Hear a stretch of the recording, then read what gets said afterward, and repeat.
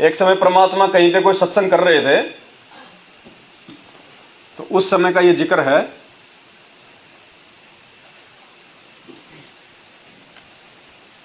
देखो कैसे ये भगवान अपने आप को भगवान साबित करता है। पुण्यात्मा, ये विचार करने की बात है, ये संकेत में बताएगा परमात्मा सारी बातें। इस सत्संग में परमात्मा कह रहे हैं कि श्री कृष्ण भगवान ने कुब्जा का कुब्ज ठीक किया। कई आदमी होते हैं ना, वो ऐसे वो झुक के चलते हैं, पीछे वो कुब्बड़ सा होता है। तो एक वो कुब्जा थी, लेडीज थी, उसके जो है कुब्बड़ निकला हुआ था, झुक के चलती थी, यूं जवान थी। तो परमात्मा ने अपनी समर्थता को जाहिर करने के लिए एक एग्जाम्पल दिया कि हम श्री कृष्ण भगवान को इसलिए भगवान मानते हैं, इसलिए बड़ा मानते हैं कि उसने कुब्जा का वो कुब्ज ठीक कर दिया। बस यूं हाथ रखा और उसका कुब्ज ठीक हो गया। और फिर क्या किया उसके साथ में श्री कृष्ण भगवान ने? उसके घर पे जाके उसके साथ में पत्नी जैसा व्यवहार किया, संभोग किया उसके साथ में, उसका वो कुब्ज ठीक करके कुकर्म किया, और हमने उनको भगवान मान लिया। फिर गुरुदेव ने बताया कि सोनीपत से एक परिवार आया जिनकी बेटी जो थी छोटी थी, 7-8 साल की, तो पशुओं का वो चारा काटते ना हाथ से, गंडासा, वो चला रही थी मशीन। अब वो हाथ से छूट गया और वो हत्था उसके यहां लगा, उसके पीछे कमर में हड्डी फ्रैक्चर हो गई।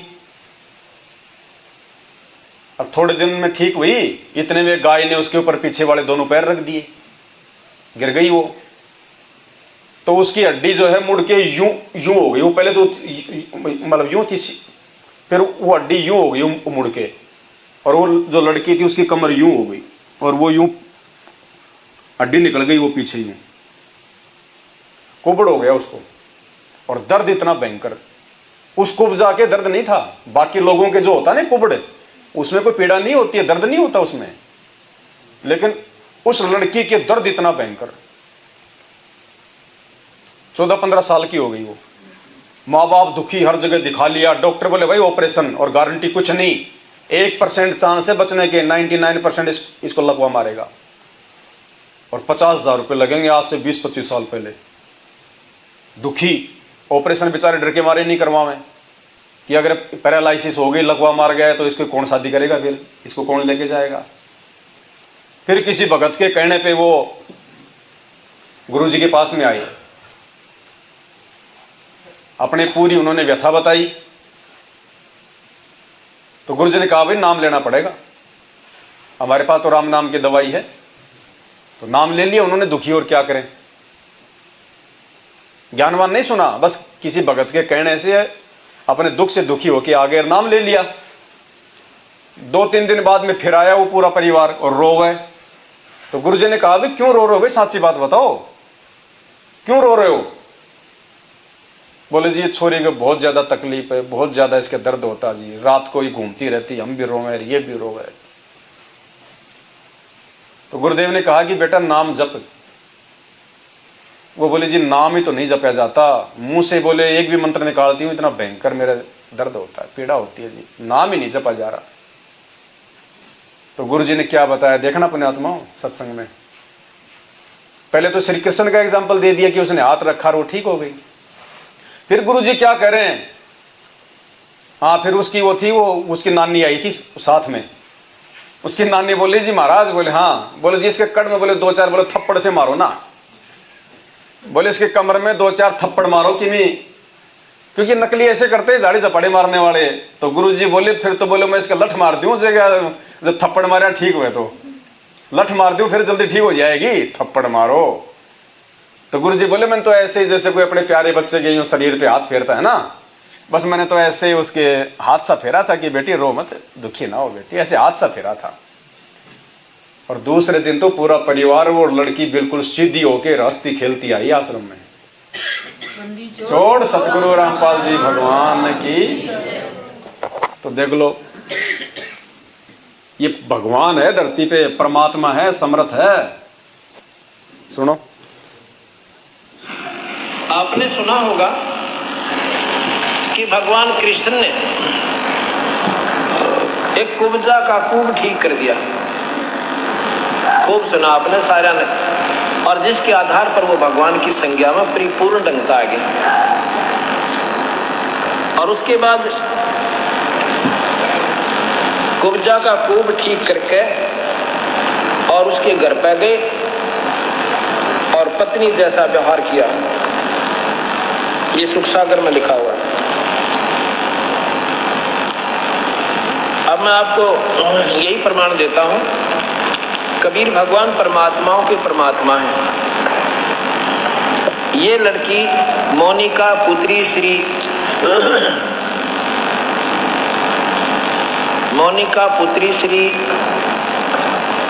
क्या नाम है पर दरियाव सिंह, ये उनके मकान में रहती थी, किराएदार भगत जी हमारे सेवक। इन्होंने जाकर इनको बताया कि तुम कित भूल रहे सो, या क्रोथे के अंदर ये संकट तो मुकुट में दूर हो रहे हैं। इस लड़की को मोनिका पुत्री श्री दरियाव सिंह लाट के रहने वाले और सूबेदार रिटायर है मिलिट्री से। ये लड़की 10वीं में पढ़ रही है, अब शायद +1 में होगी हो। बैठ जाओ। इसको ये जब 7-8 वर्ष की थी उसमें इसकी कमर में जैसे हाथ से सानी काट ये कुटी करते हैं ना, हाथ से घुमा कर काटा करते, गंडासा बोलना जिसमें, उसकी बच्ची थी, खेल रही थी, वो ऐसे स्पीड से चल जाता है, इसके कमर में लग गया। बताओ, हड्डी में फ्रैक्चर हो गया और वो थोड़ा बहुत ठीक हुआ। इतने में भागती भागती गिर गई ऊपर, गऊ ने दोनों पैर टेक दिए उसको। इसको क्या हो गया, हड्डी बच्ची थी, हड्डी फ्रैक्चर हो गए और न्यों नो गलत जुड़ गई टेढ़ी, और वो होती होती ऐसे बन गई कमर में, इतना ऊंचा हो गया, ये इतना ऊंचा नो पीछे था। और वो हड्डी बढ़ के नस होती है बीच में, बहुत बारीक नसें होती हैं। वो नसें इतनी नाजुक होती हैं, अगर उनका ऑपरेशन करते हुए एक भी कट जा, पैरालिसिस हो जाता, अदरक बन जाता। और पीड़ा उस लड़की को इतनी ऐसा है, गर्दन सूजी रहे और कमर ऐसे टेढ़ी क्यों झुकी हुई, न्यारा कूब दिखा इतना ऊंचा। उन्होंने अब देख लो, अब वो 16 साल की होगी, 7-8 वर्ष उन्होंने कैसे उस लड़की को रोका। सभी डॉक्टरों से दिखा कि इसका इलाज ऑपरेशन है। ऑपरेशन में 99% अधरंग के चांसेस है, 99%, 1% हम कह सकते हैं बचा तो बचा, नहीं बचा नहीं बच सकती। मतलब ये था 100 की 100 अब पैरालिसिस। अब इन्होंने हरपाल भगत जी है, ये वहाँ सेवा में रहते थे, उनके कमरे पर रहने लगे, किराए पर रहते थे। जब उस लड़की का दुख इन्हें देखा, इन्होंने बताया कि ऐसे ऐसे आप वहाँ ले चलो। वो कहने लगे हमने सारे दिखा लिए, सारी पूजा पाठ कर ली, मातार मसानी। डॉक्टरों को तो हमने, एक डॉक्टर ने बोला 50,000 रुपये लगेंगे, ऑपरेशन होगा, इसका कोई समाधान नहीं है, और लिख के देना पड़ेगा पैरालिसिस 99% सारी उम्मीद, लेकिन दर्द बच जाएगा इसका, क्योंकि रो बहुत रही थी लड़की। और कुब्जा का तो दर्द तक कोई ना था, कुब्जे का दर्द नहीं हुआ करता, वो तो झुका हुआ होता है, उसको पीड़ा नहीं होती। और इसको पीड़ा भी और कूब भी दोनों दुख रही। तो उसकी इस मोनिका की माँ ने नाम ले लिया। हम नाम से क्यों जोड़ते हैं, फिर काल से छूट जाओगे, आप परमात्मा की शरण आ जाओगे, कबीर साहब की, और आगे आने वाले आपकी कमाई बन जाएगी।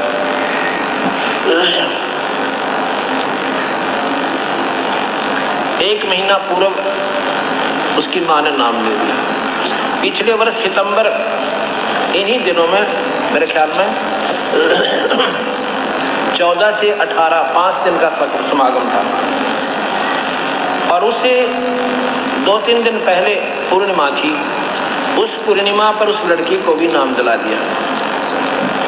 जिसको वो तकलीफ थी। मैंने नाम की सलाह देता हूँ सभी को। परमात्मा जो चाहे सो कर दे। नाम सब दुखों का दूर करने की दवाई होती है और मोक्ष भी नाम से ही मिलेगा, मुक्ति भी नाम से ही होती है अगर पूरे संत पूरे परमात्मा का नाम मिल जाओ।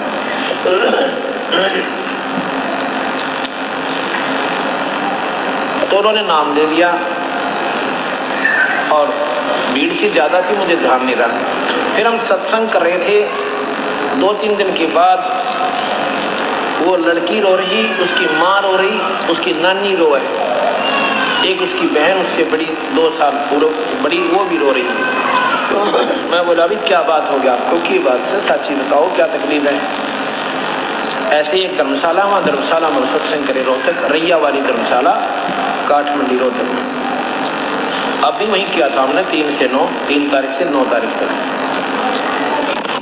सितंबर में ही, साल भर के बाद।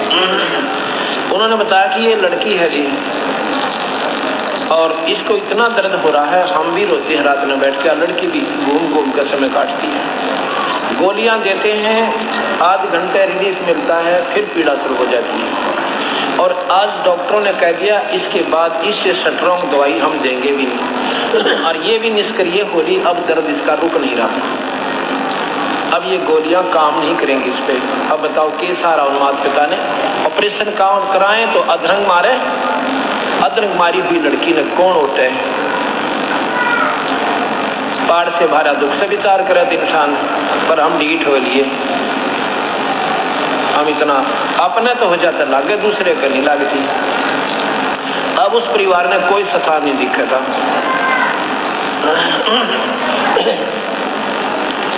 मैं बोला बे फिर क्या बताऊं, अब जी कुछ कृपा करो, मैं अभी नाम दिवाओ लड़की को। वो बोले जी नाम अभी ले लिया। कब लिया? 3रा दिन, 4था दिन पहले करौथा का आश्रम में हम लेकर आए। तो मैं बोला बेटी नाम को जपती है? ना जी, रोती रोती के क्यों? अब मेरे से जपा नहीं जाता, मेरे से बोला ही नहीं जाता, मेरे बोलूं तो भी दर्द हो रहा है, मैं कैसे देखूं। उसकी नानी थी ने बोली सी कड़ पर थप्पड़ मारो जी क्योंकि ठीक हो जाए। माँ लठ मार दे देगी, कड़ पर थप्पड़ मारो, थप्पड़ा ठीक हो यार, ये तुमने किसने बताई? मैं तो ऐसे स्वाभाविक माँ बेटी घबराओ मत ना, बंदी छोड़ के शरण मांगी ठीक हो जाएगी। जो सारे सिर पे कभी उस कमर पे के ऐसे स्वाभाविक साथ अपने प्यारे बच्चे को कहा करा करें। और एक पाठ करवाना जय भगवान बंदी छोड़ सुन लेता था। पाठ तो हम केवल पुण्य बढ़वान खातिर करते हैं और पाठ इसमें कोई सहयोग नहीं देता। पाठ आपके पुण्य बढ़ेंगे पाठ के करवाने से। अगले दिन वह लड़की फिर आई, उस दिन वो पैंट कमीज पहन ली थी, अगले दिन वह सूट पहन ली थी, सलवार और कपड़ा जैसे जम्पर होते। मैं सत्संग करा, उस लड़की ने 3 बार आके मेरे माथा टेका। मेरे पहचान में नहीं आई क्योंकि उस दिन दूसरी ड्रेस में थी। एक बालक एक दिन में की पहचान में हुई था। मैंने सोचा हो सकता है इस बच्चे ने मेरा प्रवचन अच्छे लगे हो और इसलिए शायद नाम लेने की रुचि बन जा, ना मेरा बंदी छोड़ के इसके बाद जाग गया। और कब बात समझ में आ जाए, सत्संग के उपरांत में बैठा बराबर में आके चारपाई पे, वो पूरी की पूरी मंडली फिर आई। जब मैंने देखा मैं कहा हो ना आई वो लड़की हो, और इतनी खुश हुआ लड़की कति। तो मैं कहने लगा ये वो काल वाली लड़की है क्या? जी वो ही। अब क्या बोला जी कति ठीक होगी, यहाँ से बाहर निकली थी, इसका कोई पीड़ा नहीं। बोल सतगुरुदेव। फिर पाठ कराया उसके पिताजी ने खुले दिल पे। अब दूसरा पाठ बताओ उन्होंने करवाया है 3-4 दिनों में सबको बोला का। अब श्री कृष्ण जी का उदाहरण देके फिर परमात्मा ने अपनी जो है वो समर्थता बताई कि उस कुब्जा से भी ज्यादा दुख था उस बहन को, और गुरुदेव ने खाली शरीर पे हाथ फेरा बस प्यार से, और बिल्कुल सोड़ा ना ठीक हो गई। तो बताओ परमात्मा है कि नहीं है भाई? हैं? डॉक्टरों ने मना कर दिया, घर वाले दुखी परेशान, बेचारी इतनी दुखी। अपने बच्चे के लिए तो लोग अपनी जमीन भी बेच दें अगर वो ठीक हो जाए तो, और वहां जाते ही परमात्मा ने, तो परमात्मा है ना। सतगुरु रामपाल जी तो बताओ ऐसे परमात्मा से मांगने की जरूरत है क्या? संध्या आरती में कहते हैं अंतर्यामी एक तुम आत्म के आधार, जो तुम छोड़ो हाथ तुम कौन उतारे पार। एक तरफ तो हम गुरुदेव को अंतर्यामी कह रहे हैं। अंतर्यामी यानी जो हमारे मन में उठने वाली सोच को भी जान ले। बोलना तो बहुत दूर की बात है, कहना तो दूर की बात है, मन में अगर कोई बातें भी अगर हमारे चल रही है अगर अंतर में, उनको जो जान ले उसको कहते हैं अंतर्यामी। तो अंतर्यामी से प्रार्थना नहीं लगवाई जाती है। फिर भी यदि आप प्रार्थना लगवाते हैं अंतर्यामी से, तो इसका मतलब अभी उनको भगवान नहीं मान पाए, परमात्मा नहीं मान पाए, हम ज्ञान को आधार नहीं बना पाए। क्योंकि परमात्मा ने सीधा सा फॉर्मूला बता दिया, भाई सुमरण से सुख होत है, सुमरण से दुख जाए, कहे कबीर सुमरण करे तो साईं माए समाए। सीधा सा फॉर्मूला बता दिया परमात्मा ने कि सुमरण से सारे काम होंगे और कोई झाड़े झपड़े नहीं लगाए जाते यहाँ पे। अब शुरुआत में परमात्मा ने जो ये चमत्कार किए जो इस प्रकार के, ये परमात्मा के लिए शुरुआत में जरूरी था। क्योंकि शुरुआत में जो भगत जन थे वो ज्ञान समझ के नहीं आ रहे थे, कोई वो केवल देखा देखी में आ रहे थे कि उसका लड़का ठीक हो गया, उसकी लड़की ठीक हो गई, उसकी भैंस ठीक हो गई, उसका छोरा नौकरी लग गया नाम लेने के बाद। शुरू में ज्ञान आधार से नहीं जुड़े थे, शुरू में केवल देखा देखी से एक दूसरे के सुखों को सुन सुन के जुड़े थे। और आज तो परमात्मा ने इतने तो चमत्कार आश्रमों में किए हुए हैं जिनकी कोई गिनती नहीं है। मुर्दों तक को परमात्मा ने बरवाड़ा में जिंदा किया है। एड्स, कैंसर, छोटी मोटी बीमारियों की तो कोई गिनती नहीं है जो परमात्मा ने ठीक किए। तो पुण्यात्मा इतना सब कुछ जानने पहचानने के बाद भी, और फिर मुख्य मकसद क्या परमात्मा का? रोग ठीक करना थोड़ी है, कोई रोग ठीक करने की हॉस्पिटल थोड़ी खोली है गुरु जी ने। मुख्य मकसद है परमात्मा का मोक्ष दिलाना। मालिक को पता है कि छोटे मोटे लाभ नहीं दूंगा तो कोई टिकेगा नहीं, ना ज्ञान समझेगा, तो साथ में परमात्मा ने थोड़े बहुत लाभ तो देने पड़ते हैं। और अब समय वो आ गया है पुण्यात्माओं, इतना ज्ञान समझा दिया भगवान ने, अपनी पहचान करवा दी है। अब हमने इन सुखों के लिए नहीं, हमने अपने मोक्ष के लिए भगवान से जुड़ के रहना है। ये सुख तो रूंगे में देगा परमात्मा। गुरुदेव कहते हैं कि तुम खेत में गेहूं पैदा करते हो, पशुओं का चारा तो ऑटोमेटिक बनेगा ही बनेगा, तुम नहीं मांगोगे तो भी बनेगा, तुम नहीं चाहोगे तो भी बनेगा। अगर तुम बीज बोओगे गेहूं का तो चारा तो बढ़ेगा ही बढ़ेगा, मुफ्त में मिलेगा तुम्हें। तो इसी प्रकार जब हम ये नाम की भक्ति करेंगे भगवान की और उनके वचनों पे चलेंगे तो सुख तो उस चारे की तरह होंगे ही होंगे, इसमें कोई दो राय नहीं है। हमें नहीं चाहिएंगे तो भी आएंगे सुख, ऑटोमेटिक आएंगे। और अगर फिर भी अगर किसी के घर में सुख नहीं आ रहे हैं तो भाई वो नाम की बिजाई करके ढंग से उसमें खाद बीज नहीं दे रहा हो, उसकी रखवाली ढंग से नहीं कर रहा हो, विधि से काम नहीं कर रहा हो, नाम दीक्षा लेके फिर वो तीनों समय की आरती सही नहीं कर रहा, मंत्र परमात्मा के ठीक से जाप नहीं कर रहा, श्रद्धा से जाप नहीं कर रहा, वो कसक के साथ में जाप नहीं कर रहा, ज्ञान को आधार बना के नहीं चल रहा, इसलिए लाभ नहीं हो रहे नाम दीक्षा लेने के बाद भी। जैसे बीज बोने के बाद भी अगर उसकी देख रेख ढंग से नहीं करेगा, समय पे उसको पानी वानी नहीं देगा, समय पे उसमें खाद वगैरह नहीं देगा, जो विधि होती है, तो कहां से बनेगी वो फसल? तो ऐसे ही भक्ति है, नाम हमारा बीज है, बीज परमात्मा ने दे दिया, हमें नाम दीक्षा दे दी, और ये मर्यादा हमारी जो है सावधानी है, वो देख रेख है। तो मर्यादा में रह के भक्ति नहीं करेंगे, जैसा गुरुदेव ने बताया वैसे अगर हम भक्ति नहीं करेंगे। अब गुरुदेव ने आरती करने के लिए भक्ति बोल दी, हम मोबाइल में करेंगे। अब बीज बोने के लिए दी हमारे को खेत में, हम उसको पहाड़ में जाके बोएंगे तो कहां से वो गेहूं पैदा होगा? फिर हम दोष निकालते हैं भक्ति और भगवान में, अपनी कमी नहीं देखते। तो मांगना तो सबसे बड़ी बेवकूफी है वर्तमान में इस परमात्मा से, जिसको पता चल गया कि ये सुख तो परमात्मा रूंगे में देगा, रूंगे में फ्री ऑफ कॉस्ट। उसके बाद में भगवान से मांगना, अरे भगवान मिल गया, परमात्मा भगवान मोक्ष का दाता मिल गया, और वो क्या चीज चाहिए उनसे? बेटा बेटी, गाड़ी घोड़े मकान। बेवकूफ है वो भगत, सबसे बड़ा बेवकूफ इस दुनिया का, जिनको ये पता चल गया कि संत रामपाल जी भगवान है। जब तक नहीं पता तब तक तो मांगो, और मांग ही रहे लोग।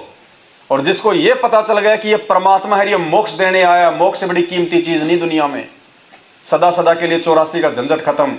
और उसके बाद भी हम उनसे छोटी मोटी डिमांड करते रहेंगे, खांसी जुकाम, बोरिंग लगाना, मकान बनाना, छोरा नौकरी नहीं लगा, ये नहीं हुआ, जमीन लेनी है, वो प्लाट नहीं मिल रहा, वो प्लाट नहीं बिक रहा, इन चीजों के लिए यदि हम भगवान से प्रार्थना लगवा रहे हैं, अर्जी लगवा रहे हैं, तो हमसे बड़ा कोई बेवकूफ नहीं है फिर कोई। क्योंकि भक्ति का विधान बताया परमात्मा ने कि भगवान मिलने के बाद में केवल एक ही चीज मांगनी चाहिए, केवल एक, अगर ज्ञानी भगत है तो। भक्ति दान गुरु दीजियो देवन के देवा हो, भक्ति दान गुरु दीजियो देवन जन्म पाया भूलूं नहीं करहूं पद सेवा हो, जन्म पाया भूलूं नहीं करहूं पद सेवा हो। भक्ति दान गुरु दीजियो देवन के देवा हो। देवन के देवा यानी हे सर्वदेवों के देव महादेव, सबसे बड़े भगवान, आप हमें भक्ति दान देना। यानी परमात्मा, हमने आपसे नाम दीक्षा ले ली है, अब आप हमारे को ये मेहर करो, सबसे बड़ी भीख दे दो कि परमात्मा हम आपकी भक्ति समय पे कर सकें, सही विधि से कर सकें। केवल ये मांगना उसके बाद में कि आपने हमें जो हीरा दे दिया है हम उसको संभाल के रखें, हमसे कोई त्रुटि ना हो जाए, कोई गलती ना हो जाए। जैसे माँ के पेट में जब बच्चा पड़ जाता है उसके बाद वो कितनी सावधानी रखती है, खाने पीने में भी विशेष सावधानी रखेगी, ऊंचे नीचे पे पैर रखने में भी विशेष सावधानी रखेगी, हर प्रकार से संभाल के रखती है अपने बच्चे को, उस गर्भ को। तो ये गर्भ है हमारा जो नाम दीक्षा दी है भगवान ने, लाल है, हमने इसको प्रफुल्लित करना है मर्यादा में रह के। तो भक्ति मांगनी है परमात्मा से, भक्ति निभाने के लिए मर्यादा, सद्बुद्धि, ये चीजें मांगी जाती है नाम लेने के बाद भगवान से। तीर्थ व्रत मैं नहीं करूं ना मंदिर पूजा हो, तीर्थ व्रत मैं नहीं करूं ना मंदिर पूजा हो, मनसा वाचा कर्मणा मोहे और न दूजा हो, मनसा वाचा कर्मणा मोहे और न दूजा हो। तीर्थ व्रत मैं नहीं करूं ना मंदिर पूजा हो। चलो ये तो हम लोग छोड़ देते हैं नाम दीक्षा लेने के बाद में, लेकिन नीचे वाला दूसरी चौपाई में क्या कह रहे हैं परमात्मा?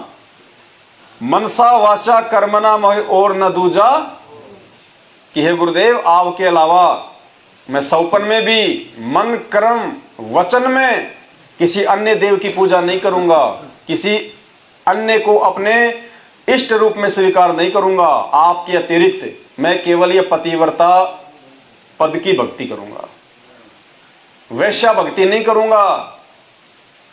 वैश्या उसको कहते हैं जिसके अनेकों जिसके पति हों। तो भक्ति मार्ग में वैश्य आत्मा उसे कहा जाता है जो एक को छोड़ के अनेकों को जो पूजती है। तो मनसा वाचा कर्मणा मोहि और न दूजा हो। तो ये वाणी केवल साध संगतियों में खरी उतरती है, सत्सेवकों पे, क्योंकि हम केवल एक ही को पूजते हैं, अपने गुरुदेव को, अपने भगवान को इष्ट मान के। ये पतिव्रता पद की भक्ति है। उन आश्रमों में पतिव्रता पद की भक्ति नहीं है। वहां जून के महीने में तो दाढ़ी मूछ वाले को पूज लिया जाता है, प्रगट दिवस मना के उसको भोग लगा देते हैं।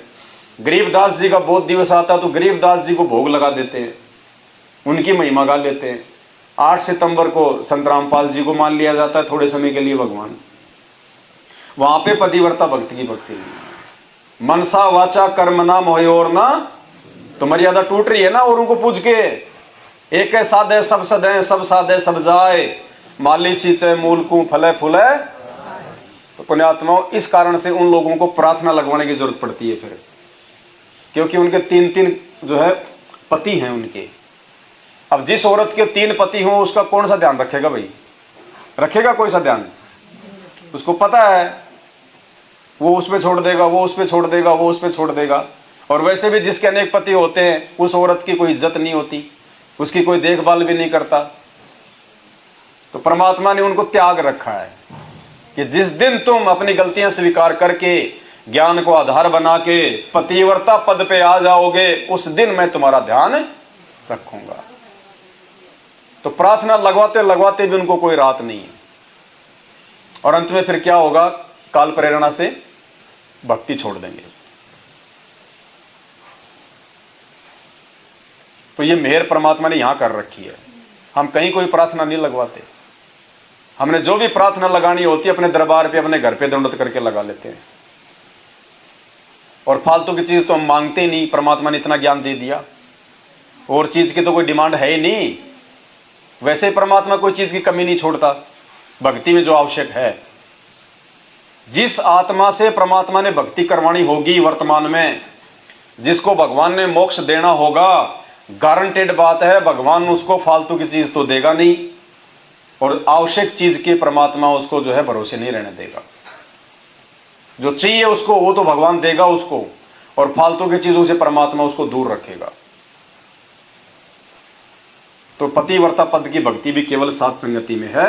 मनसा वाचा कर्मणा मोहयोर्ना अष्ट सिद्धि और नौ निधि बैकुंठ का वासा हो।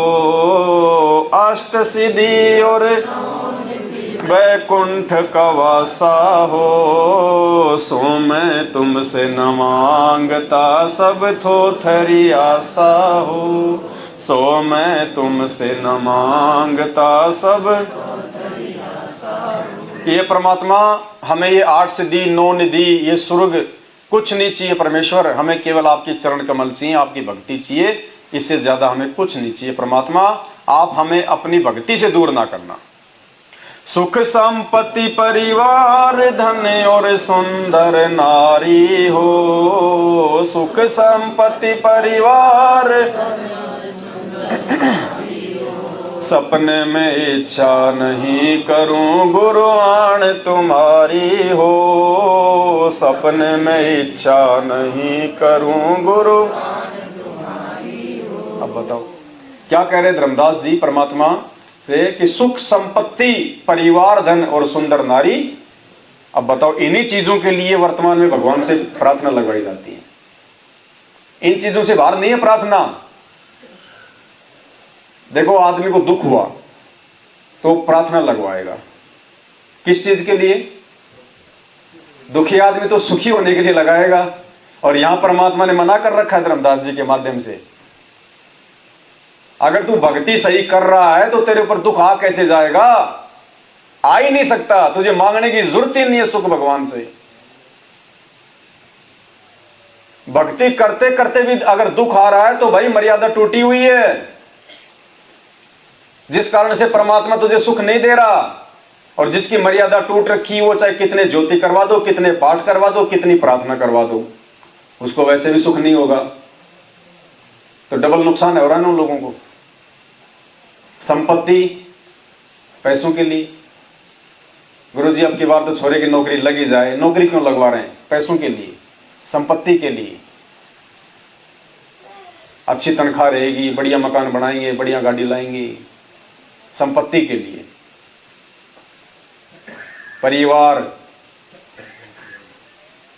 परिवार की तो सोचते ही नहीं, परिवार तो बहुत दूर की बात है। और सुंदर नारी हो, छांट छांट के रिश्ते करते हैं, छांट छांट के। आत्मा नहीं देखते, ये शरीर देखते हैं, लड़की सुंदर है कि नहीं है, छोरे की जमीन कितनी है। ये नहीं देखते कि छोरा मर्यादा में कितना है, छोरा भक्ति कैसी कर रहा है ना। पैसा, परिवार, जमीन, जायदाद ये देखी जाती है उन आश्रमों में।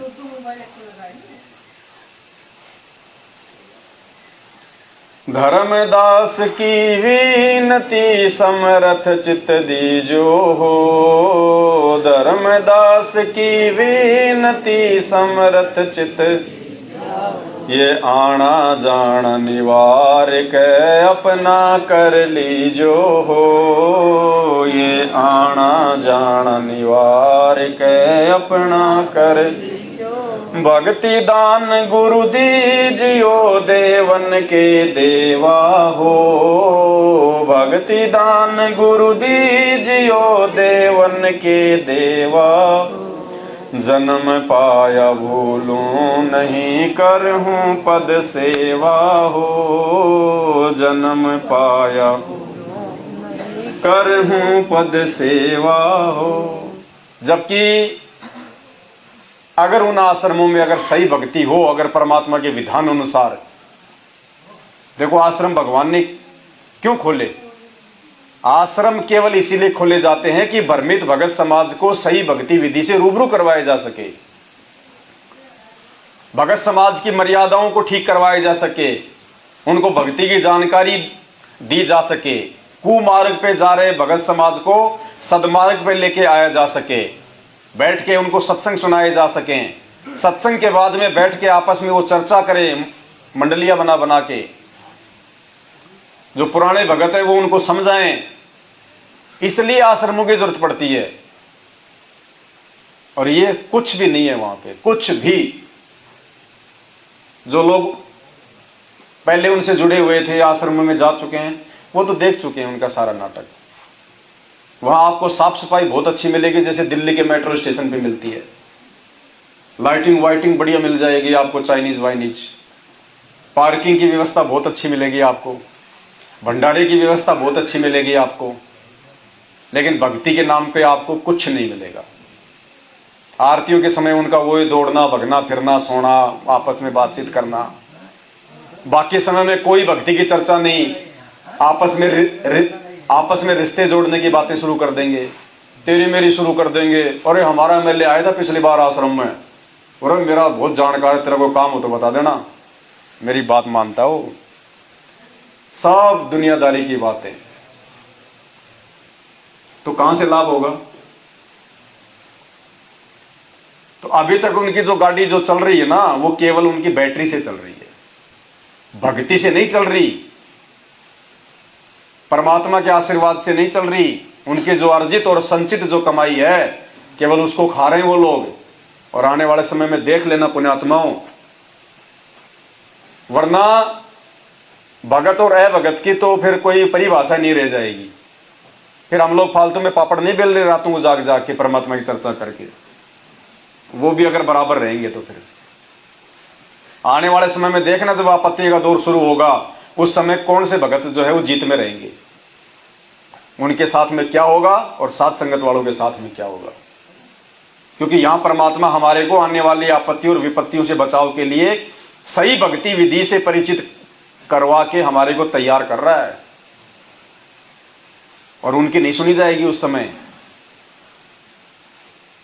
क्योंकि बकवाद करते रहे। बच्चा स्कूल जाएगा, जब उसका पढ़ने का समय होता है 8-10 साल का, 12-13 वर्ष का, अगर उन वर्षों में अगर वो नहीं पढ़ता है तो उस समय तो उसको नहीं लगता, कुछ महसूस नहीं होता उसको, क्योंकि माँ बाप के होटल से फीस भरी जा रही है, माँ बाप खाने को दे रहे हैं, बढ़िया यार दोस्त हैं, जवान शरीर है, घूमना फिरना, ऐसा लगता है बस दुनिया ऐसे ही ऐसे चलती रहेगी। और जब वो पढ़ाई छोड़ देता है, फिर कोई डिग्री विग्री होती नहीं, और डिग्री भी ले ली तो फिर ढंग से कोई नंबर आए नहीं, फिर नौकरी उसको कहीं मिलती नहीं है। फिर देखना फिर क्या बीतेगी उसके साथ, जब घर वाले शादी कर देंगे, 2-4 बच्चे हो जाएंगे, फिर कोई फीस के पैसे मांगेगा, कोई चप्पल के पैसे मांगेगा, कोई वो कपड़े के पैसे मांगेगा, फिर देखना उसकी दुर्गति। तो ये अंतर हो जाएगा उन लोगों में और हमारे में आने वाले समय में।